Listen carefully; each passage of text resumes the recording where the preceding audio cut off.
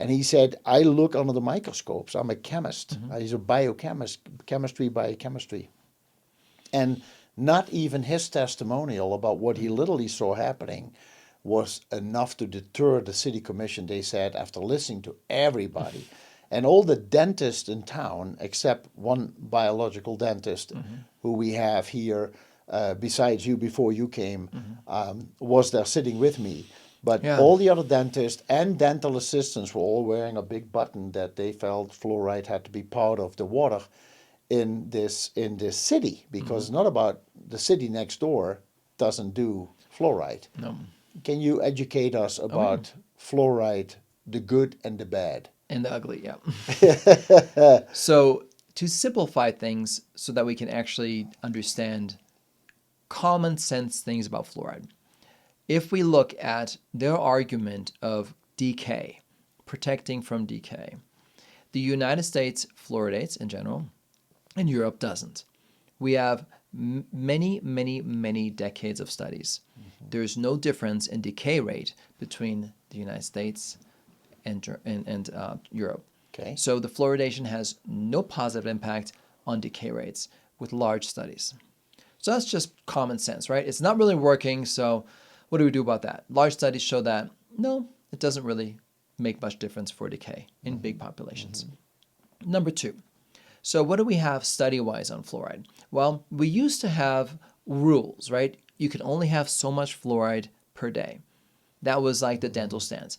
Well, you're only getting a fluoride treatment, which is going to be, 100% of your fluoride for the day. Or, they're only using a fluoride toothpaste, which is 10% of the fluoride you can have during the day. The reality is, you drink fluoride all day, you brush your teeth with fluoride, you get fluoride treatments at the dentist, you have fluoride in the sodas you're drinking, fluoride. The levels that even the ADA set for safety in fluoride were easily exceeded in a normal life. And then the dentist just, destroys that level by putting fluoride in people's mouths. So the levels of fluoride safety were not even possible, even if we tried. The cherry on top is that we did a retroactive study, a cumulative review of studies for fluoride a couple years ago. Okay. And the result was, down here in the United States, there is no safe level of fluoride. Zero. The studies made it very clear that there is a clear link to lower IQ in your children if you have fluoride exposure. Who wants that? Very clear link. If that is not enough for somebody to question the reason to use fluoride, again, we can't help those people. No big difference in decay, lower IQ, and it's a neurotoxin, nerve toxin for the brain. Yeah. So Europe banned it. Europe is very clear on fluoride and mercury because it's toxic. We here... But they still sell toothpaste with fluoride in it. Unfortunately, a little bit, yes, they do. But I don't think anybody was in the right mind is going to start using it as much as they do over here. Okay. Over here, fluoride is touted as the solution, right? When I see fluoride in people's mouths, we see something called fluorosis. Too much fluoride, which is easy to do. White spots all over your teeth. Yeah. Those white spots turn into brown spots very quickly because it's chalk. That chalky surface on your teeth turns into brown decay spots all around your teeth in your entire mouth. When that happens, which is very common, there's very little any dentist can do.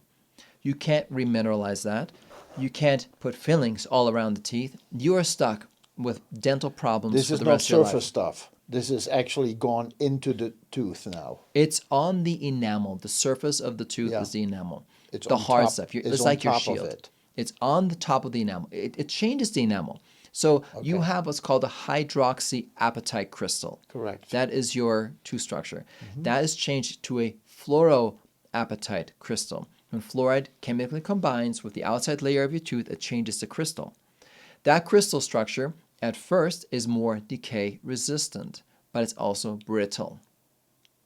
Brittle doesn't work in the mouth because your teeth flex, like we talked about, amalgam. Yeah. When your teeth flex at the gum line, where the teeth touch the gums, at the gum line, that flexure breaks the crystals. Those broken crystals now create millions of little channels for bacteria to get in behind the fluoroapatite. I see. Now they're into the second layer of the tooth, the dentin, which is 50% organic almost. And that is food for everything. It dissolves very quickly. The dentin holds the outside layer of the tooth. When the dentin, the second layer of your tooth, gets compromised because of this bacteria that leaked in, bacteria releases acid. Acid breaks it down. Then the fluoroapatite crystal breaks off.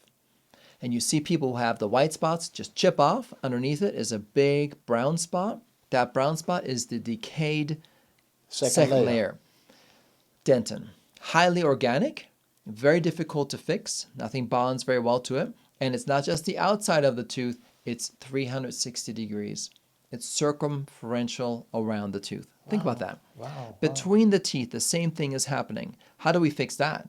Well, we have to drill all around your tooth. And even if we do that, that's a crown, right? That's a cap to You drill have all to around the tooth. because you create, You have this to extra because we can't space. reach it. Yeah. So how is that a benefit? Short-term benefit, long-term disaster for patients. We see that all the time. So no, we haven't used fluoride. We don't use fluoride is in fillings.